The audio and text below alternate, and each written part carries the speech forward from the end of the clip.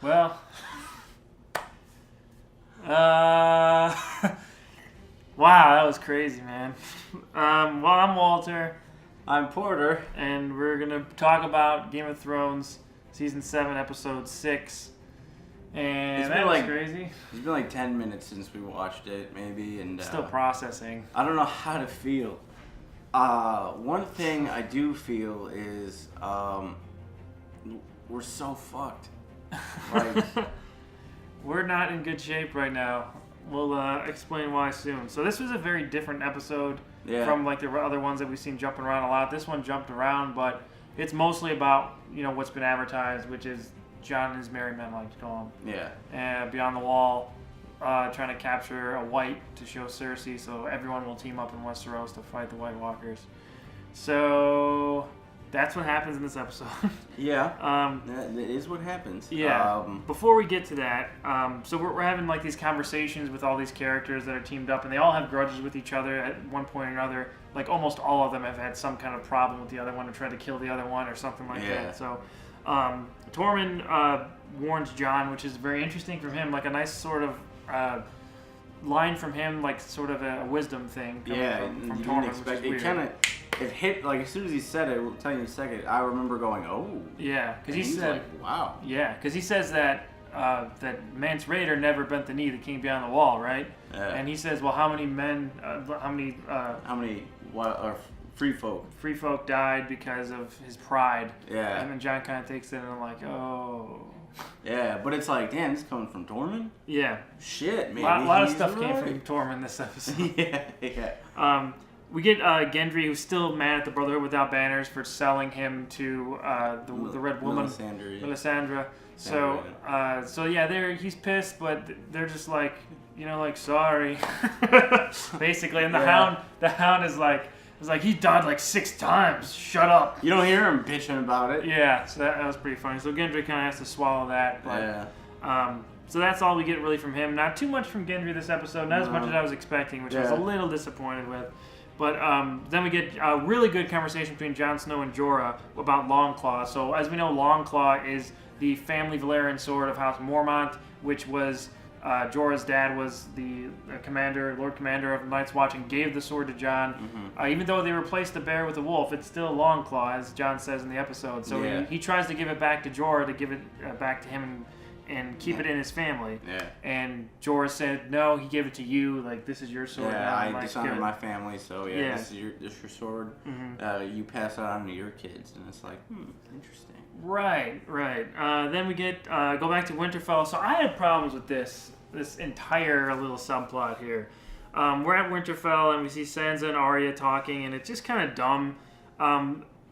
Arya's just really mad, but she's being like, she's acting like Bran now. We already got one Bran who's emotionless, like weird, and you know, someone who's not really interesting to watch. Don't do that to Arya, man. Yeah. Even when Arya was the faceless man, she's still, like before this, was interesting. Like, don't make her like the monotone crap. Please don't do that. Yeah. I hope that doesn't keep up. But it doesn't seem like a lot with her character. The fact that, I mean, I get she's always been very, you know, the Lannisters are bad, which, you know, mostly they are. Yeah. You know, they killed our dad and this and that. Right. I'm gonna avenge them.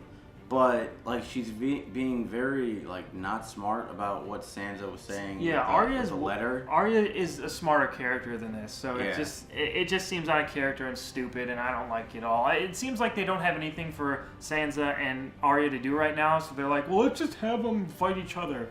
Why? Yeah. No, that's stupid. You can do... I mean, I understand that they're doing like a little Peter Baelish thing here with, you know, one last play against everybody or something. Because he, honestly, I mean, Littlefinger is an interesting character, of course, but he doesn't fit into this any at all anymore. I mean, like, there's not really anything... Unless they change something going forward in the next season, he doesn't really have a purpose anymore. There's no, like, end game for him that I see. You know what I mean? He's still playing a game that nobody else is. You know what I mean? Yeah, that's a good way to put it. Right. So, it's just this weird back and forth with Arya and Sansa that lasts the whole episode. Whenever they show him, I don't like it. But from there, Tormund and the Hound are talking Beyond the Wall, which is awesome. It's so funny. Yeah, so Tormund is describing his great love, and it's like this tallest woman you ever seen, blonde hair, blue eyes. Yeah. And he's like, Brienne of King John. Yeah. And he's like, again. You know her?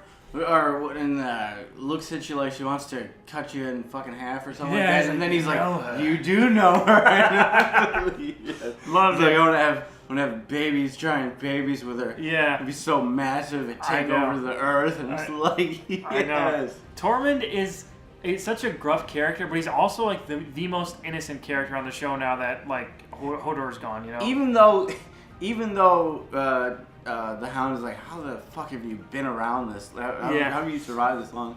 And Tormund's just like, I'm good at killing people. Yeah. But it's like he's still got that. He can kill everybody he sees, but he's an innocent character. He's just he lays it out like it is, and he just I like Tormund a lot. Yeah, I love Tormund. He's such a funny character. Yeah, he's a good breath backdrop. of fresh air. Yeah, on the show. So. He's good for people to go back and forth with. Right, and then we get a very interesting conversation with Beric and Jon. So these two have been resurrected by Rolar or whatever the Red God. Yeah. And the Lord of Light. The Lord of Light, and they're talking about like why they've been resurrected. And Beric is a very devout Red God follower, or whatever, Lord of Light follower. Yeah. And Jon's trying to get some kind of answer about why they're back, and he's like, I don't freaking know, man. Yeah. But then he has a good line where it's like, maybe it's because we're not going to have any joy in this life or whatever, but we are here to protect people who can't protect themselves. And Jon's like down with that. He's like, he finished. Maybe that was enough. Actually defend those who cannot defend themselves. For I am the shield or something like that. Yeah, that's a line from. Was it the Night's Watch or something like that? I think so. I am the sword in the darkness. Yeah, something kind of like that. So Jon is all for protecting people who can't protect themselves. So. And he kind of seemed to like take from that, like, okay, you know what?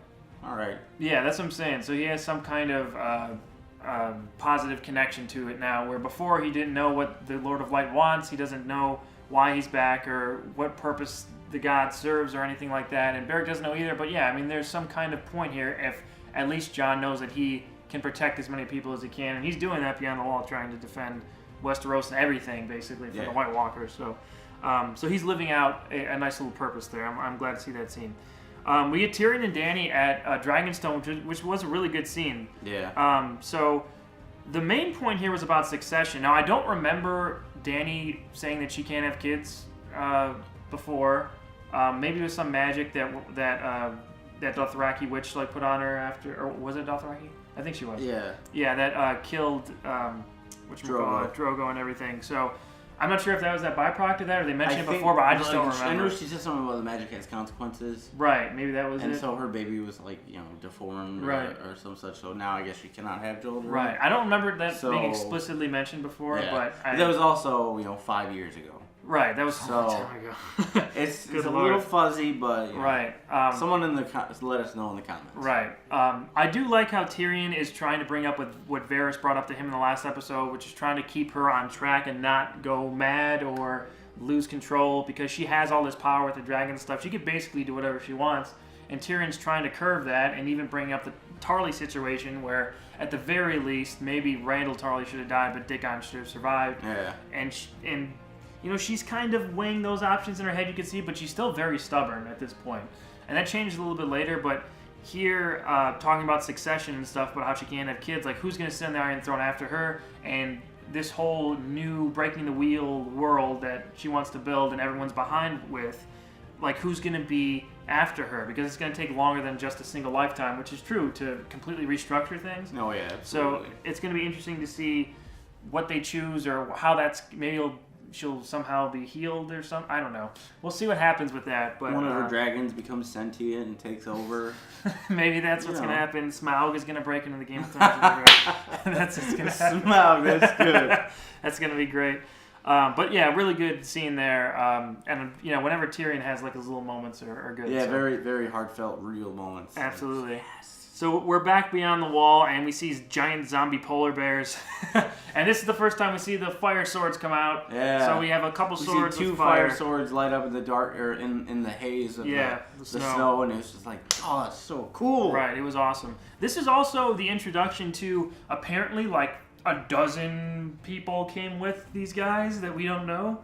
Because in all the shots that they show of them, I don't see any of these people who are killed. Last episode when they were walking out, you did see some. A couple extra You guys. knew that, and they even said that they were bringing, these, the dudes with names, and then like a bunch of random wildlings. But then it was just really weird how they filmed these shots of these wildlings. Like we only really saw them when one was about to die. Yeah, I didn't see them at all.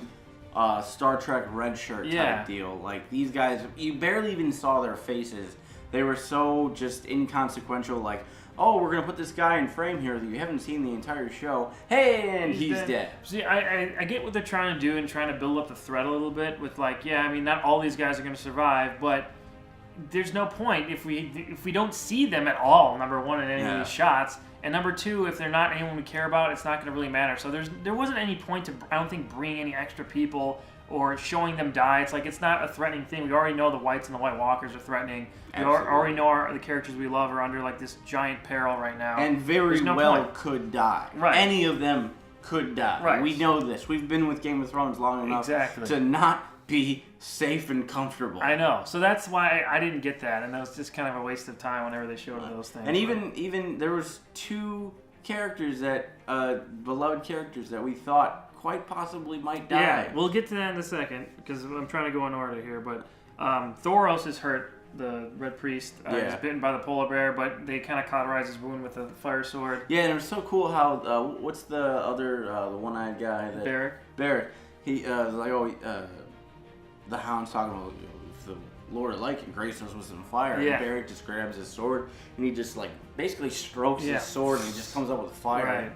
Cauterizes the wound, basically gets the other guy up, and they keep on going, trekking, trying to find one of those Whites. So we go back to Winterfell again. This is becoming the Dorne of this season. Littlefinger and Sansa are talking, and Littlefinger's playing his game again, trying to get inside Sansa's head, even though it seems like Sansa's been past this by now, but now with Arya like kind of threatening her, she doesn't know what to do, and all the northern houses she brings up that they've been turning and turning and turning. So it's like, yeah, that's kind of true, which is kind of out of not out of character, but out of like the norm for the North that's the norm of the North. It's kind of weird because the northern houses are supposed to be like these very respectable, like upstanding houses and men and everything. Very honorable. Right, and now they're turning and flipping and flapping like she's bringing up and stuff. So it's like, how do we trust these types of men? And it's like, what are you talking about? They're supposed to be honorable. Yeah, the northern houses are supposed to be the most honorable of the entire Westeros. So it's kind of weird that they're the ones like flipping and flopping. But, whatever. So they bring up Brienne, Littlefinger does, about protecting Arya, Arya and Sansa, and if one of them try to attack the other. But then that doesn't really come up later. I don't know what the deal is with that, because later, like, she sends Brienne away. We'll get to that, but just weird scene there, and it doesn't seem to have much of a point. Maybe they'll build up to that in the next episode. But we go back beyond the wall. White Walkers are attacked. They're attacked by all of our guys out there. And they John kills like the White Walker commander or whatever. Yeah, the lieutenant. And all of the Whites around him, except one, disintegrate. So we know now, something we didn't know before, was that when you kill a main White Walker, the Whites that they turned into Whites will disintegrate and rot or whatever. So, so that is a useful thing going forward for sure. But one of them survives, and that's the one they catch, and that's the one they're going to bring back. Good thing these zombies, when you get bit by them, you don't turn into a zombie, because the Hound would be a zombie right now. Yeah, absolutely. And zombie Hound, I don't want to mess with. No. Really, really don't want to mess with. So, so from there though, I guess that was a trap or something, because it screamed. Oh yeah, right. It had that weird the super high-pitched screech. Very, very loud, kind of like a call, call to arms, if you will. Yeah, and they're trying to shut it out. Hundreds we see just Whites. thousands. And probably thousands. Right. Jon tells Gendry, "Yo, go send a raven to Daenerys. Like, we're screwed. We need some help." Yeah. And then Tormund's like, "Yo, leave your hammer. You're faster without it." Yeah, right. Tormund takes the hammer, gives it to Clegane, the Hound. And Hound with the hammer. Yeah, that was pretty sweet. The hammer Hound. Yeah, that was crazy. So at this point they're surrounded. They're kind of on like this island or whatever, because it's thin ice around them. Yeah, so they run to the edge of this lake, and they see that it's thin ice. It starts cracking, and then they see this horde of Whites coming after them. And they're like, "Screw it, let's go!" And they're flying, they're fighting this and that, and then they get onto this little island, and then all of a sudden the ice starts cracking around, and it forms like a moat. Yeah. And all the whites stop, and they're just waiting them out. Right. Just waiting them out. Yeah. So, but they're there a really long time. I mean, they have to sleep there and stuff. Yeah, you can tell that days at go least by. a full day, 2 days go by. Yeah. Right. So. And then the one priest. Yeah, Thoros dies. They're kind of wake up and he's blue. He's dead. Yeah. So they have to burn him, and Beric lights up his sword and sets him on fire so he doesn't get turned into a white, which is good because I wonder how that would have worked out if a red priest as a white if he would still retain his powers or something like that. Could have been scary. Yeah. So good thing they burned him.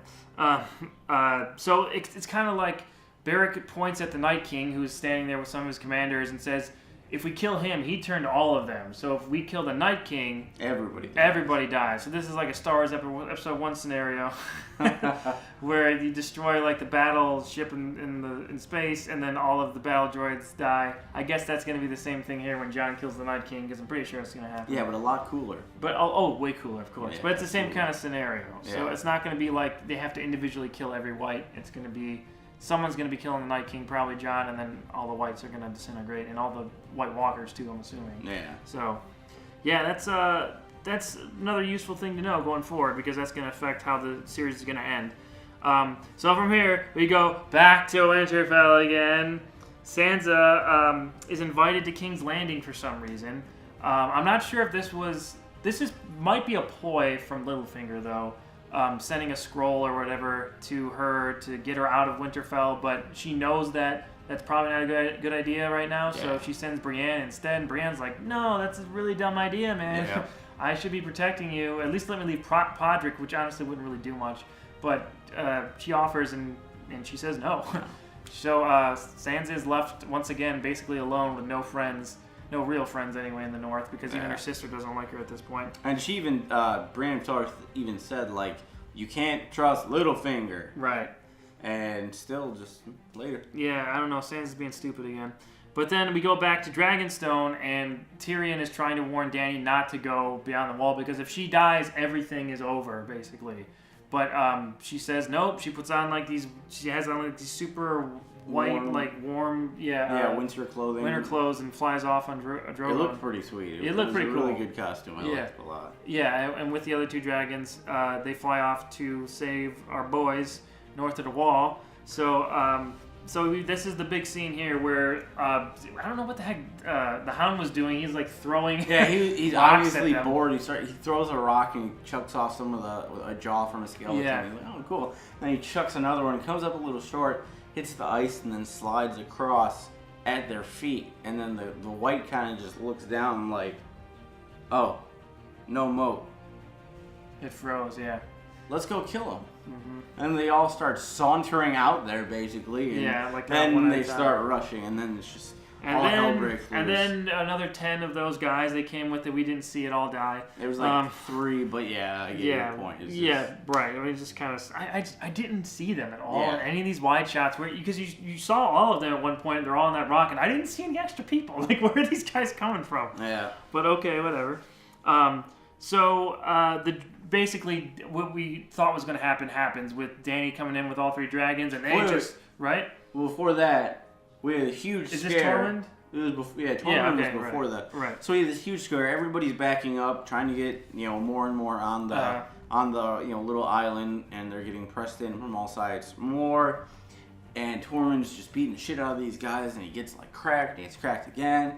He gets knocked on the ground. You see all these White Walkers on top of him. Yeah, they're like dogpiling him. And he's like trying to break away, and then he kind of breaks away a little bit, and all of a sudden, like, ice kind of breaks away at his feet, and these other White Walkers are in the ice, and they're pulling him in, and he's like getting like punched and stuff, but he's still fighting. He's slowly going in the water. Walter and I are just like no, not Tormund. Yeah. And then all of a sudden the Hound comes in, cracks a few White Walkers, and pulls Tormund out, and we're just like, oh my god. Yeah.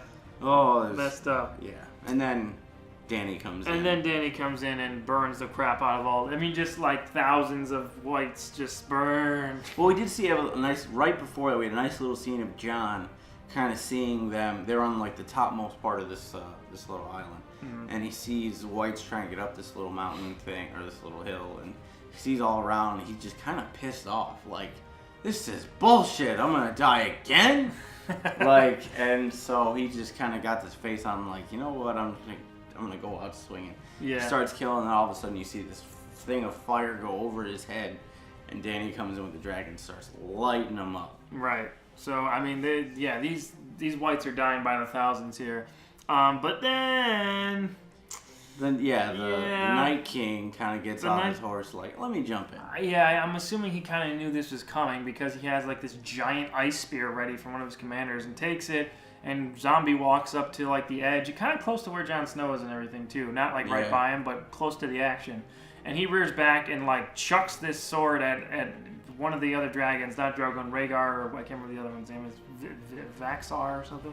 But, gets him, like, right in the shoulder, like, neck area, but penetrates, like, all up in that dragon, and blood. Huge blood, and he comes spiraling down, hits the ice, slides out, and then ice just cracks and sinks into the lake. Yeah, so that was, I didn't want to see any of the dragons die, but I kind of, we've all had a feeling something like this is going to happen, so. And then, Jon's like, oh, fuck that, I'm super pissed, I'm gonna go kill the Night King. Right, so he's trying to get at him, but like all these whites are attacking him, and he's telling everyone, including Dany, just to get the hell out of there. Yeah, well, no, first he's trying to, like, go, and they're telling him, like, Jon, let's go, because everybody else is on the dragon.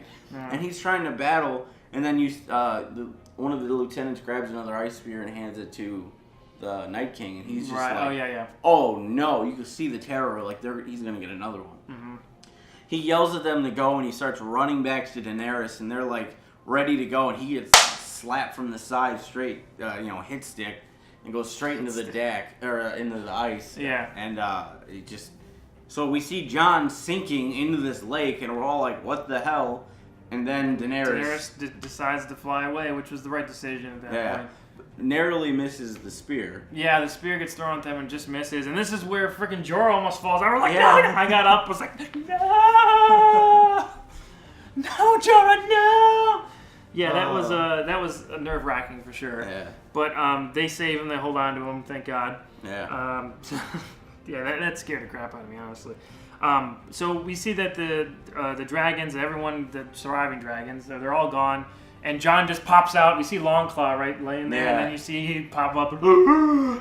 He's got to get good at that. You're saying, like... last season, this season, like, he has to, like... On the second to last episode of the season, he's just gonna... right. Every year now. Right. But, so he tries to, like, creep away, but they're all just like... see me! The whites are all just like, what's this guy doing? Yeah. Let's get him. And they all go after him. But then, didn't even think of this. Cold Hands comes in. Uncle Benjen. Uncle Benjen. Good old Uncle Benjen. He's got his, like, chalice I don't know what it was. Flaming mace, something Flaming like mace or whatever. Like, starts cracking off heads, like, get on the horse and go towards the watch. Right. The East Watch. And he's like, come with me. And he's like, no time for that. And like, well, you probably could have got on. Probably could have got on the horse. I don't know, like... It probably might have slowed the horse down. I'm guessing that probably would have been. It is really cold up there. But... Yeah, but it was a weird choice of words. Like, no time. Now go back while I fight the whites to my death. To my death. Okay, but there's no going. time. Basically, what happened. So Jon gets away. Thank God again. Yeah. And this is where Cold Hands / Uncle Benjen dies here. Yeah, he gets covered. He gets taken out and takes out a few White Walkers, but he's gone. So that sucked. I was hoping we could see sort of him in like a big battle a little bit later, but I mean he died out, helping his nephew, so that's cool at least. And it is his real nephew too. It's not just it's still his nephew. So from there, you think the episode might end here, but it keeps going, and we go back to Winterfell again. Yeah, this part I really, really didn't understand. Yeah, this was stupid. Okay, so Sansa is in Arya's room, I guess, which looks exactly like Littlefinger's room, which is confusing. And they had even the bag under the bed. It was like the exact same shot. I mean, I guess couldn't have changed a little bit. I was super confused. Yeah, because you saw Arya's dagger on the table. Right. When Sansa first walked in, we're like, immediately it looked like, Littlefinger's room. Yeah. Like, why is she in Littlefinger's room, and why is Arya's dagger there? Right. I understand, like, all the rooms at Winterfell probably look similar, but this was like exactly shot. Yeah, absolutely. Yeah, so that was just confusing to me, but. So we find out it is Arya's room, and Sansa's probably looking for that scroll to get rid of it or whatever, so no one finds out. But she stumbles upon the faces that Arya keeps, so she's a little freaked out by that, as you would be. Arya comes in, and Arya's doing her best Bran impersonation again. Super monotone, no personality. This is probably the dumbest part of the episode, I'd say, where she goes on and on about what she went through with the faceless men, and I wonder what it'll be like to wear your. She's like trying to intimidate her sister, but Sansa hasn't really done much to deserve any of this stuff. If Sansa was a little bit more, I don't know what the word would be here for, totalitarian or something like that with everything that's going on. A little more greedy with the throne. Right, but she's not being that. She's trying to be reasonable. Even if she has those feelings of, like, maybe I should take over. Like, she's not showing that, so Arya acting this way makes no sense, and it's stupid. Where's Bran in all this, by the way? I want him to come in and, like, break it up, you two. We have to fight White Walkers. Yeah. What's wrong with you guys? I'm going to go not walk around. Yeah. Burn. I'm sorry. But yeah, so they just go on and on about that. Arya looks like she's about to stab her or something, and we're like, "What is this?" But then she flips the knife and just hands it to her hilt first, and it's like, and she just turns on her heel and walks out. Yeah. What was the point of that? That was stupid. There was no point to this. She's like basically threatening her sister, right? And what it would be like to wear her pretty face. And then she just hands her the knife and walks out. What did we accomplish? Nothing. It just reeks of we have nothing to do with these guys. It wasn't in this episode. I know, but still. I know. But it just reeks of like we have nothing to do with these guys. Let's just have them talk to each other and have Arya be creepy. Let's set up something that unless the next episode something really big happens between those two, this setup was completely useless, not necessary. It's something with Littlefinger, and he's going to try and take over. I mean, I understand, but like, it's going to be pointless in the end. We know where the show is going, so I don't understand why we have to focus on this at all. But whatever. It doesn't affect it too much, but it did drag it down a little bit. This was a really long episode. I think one of the longest we've seen yet. Right, hour 15 or something like that. It might have been the longest episode thus far. And we're hearing I think this next season finale here, and every episode in season 7 is going to be all like an hour and a half. Close to it, yeah. Right. 80-something minutes. So, which I'm all for. Absolutely. But we didn't need any of these scenes in this episode. Yeah. Like, it could have been a regular length episode without any of this garbage. So, yeah, absolutely. Whatever. But from here, the episode's still not over. Jon is on a Targaryen ship heading back to Dragonstone, I'm assuming, with all the people who are super cold and wounded and everything. Yeah. And Dany's in his room, and Jon calls her Dany, which, by the way, is like, no one's called me Dany in, a really long time. It's not good company to keep. And then he says, fine, I'll call you my queen or something. Yeah, how about my queen? And she kind of looks at him like, what about all your people? And like, he's like, they'll see, who you are, like the kind of person you are or whatever. Right, and they're holding hands at that point. And she says, but even before that, she said that, I'm going to help you, even before he said he was going to bend the knee. The dragons are my children, the only children I will ever have. Right.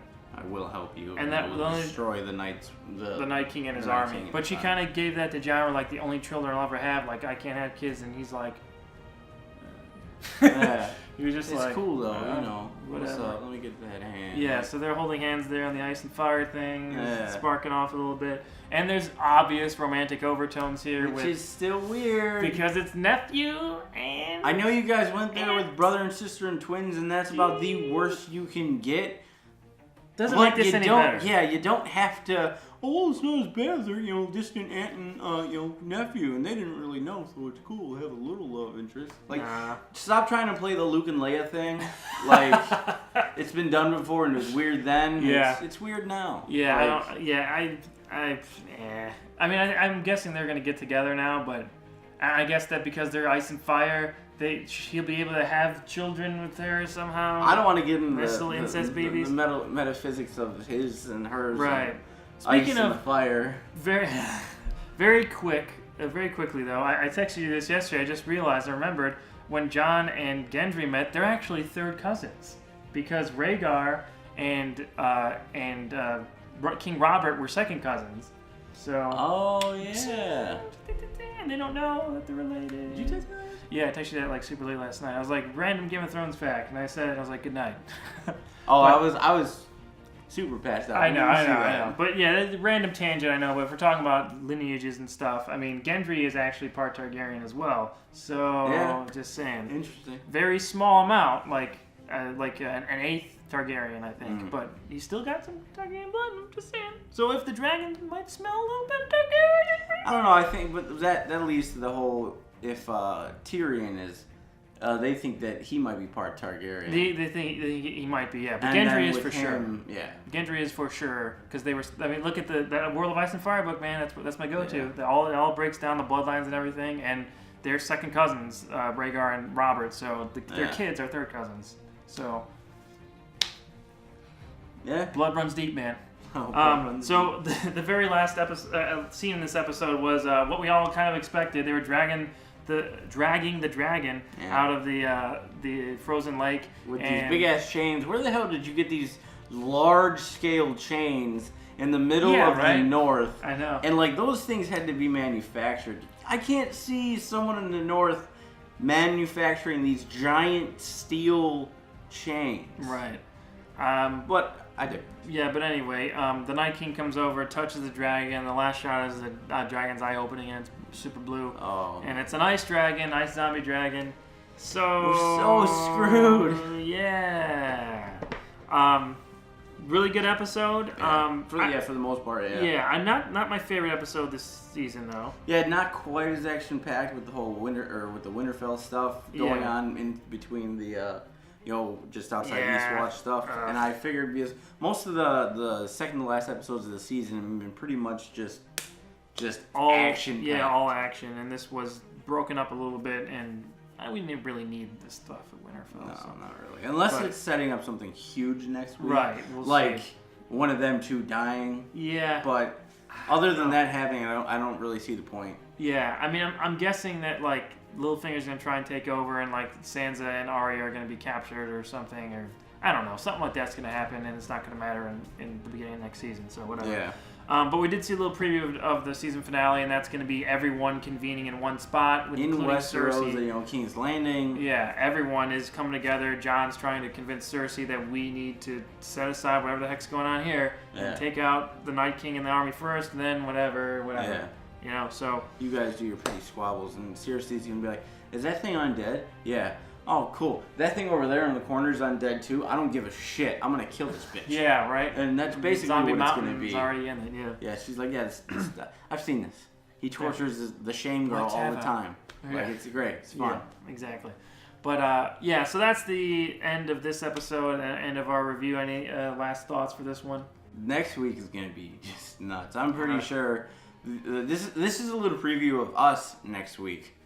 Yeah, just gonna be I'm probably gonna be falling asleep too. It's gonna be a busy weekend next weekend, folks. By the way. Oh yeah. Next weekend is Wizard World Chicago. So me, Porter, Ayan, and Heather are gonna be there for the new show Orbit Report, which is on Channel Awesome. You guys should check that out. Absolutely. We're gonna be interviewing you guys on Saturday for the show and talking about different topics that are gonna be on the following couple days show. So I hope you guys are there for that. We're gonna put up where we're gonna meet, what time. It's gonna be Saturday, but not sure when.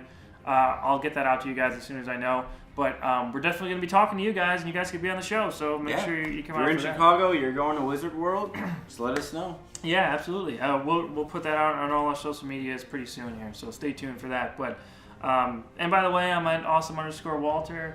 I forgot. Pork Chop. Yeah, Pork Chop 0289 on Twitter, and we're both on Facebook too under our real names there. So. Yeah. Until next week, the season finale of Game of Thrones. It's come too soon. Yeah, seriously, it went by too fast. Way too fast. Winter is here and already gone, so. Yeah. Yeah, we'll talk to you guys later. Thanks for watching. Later.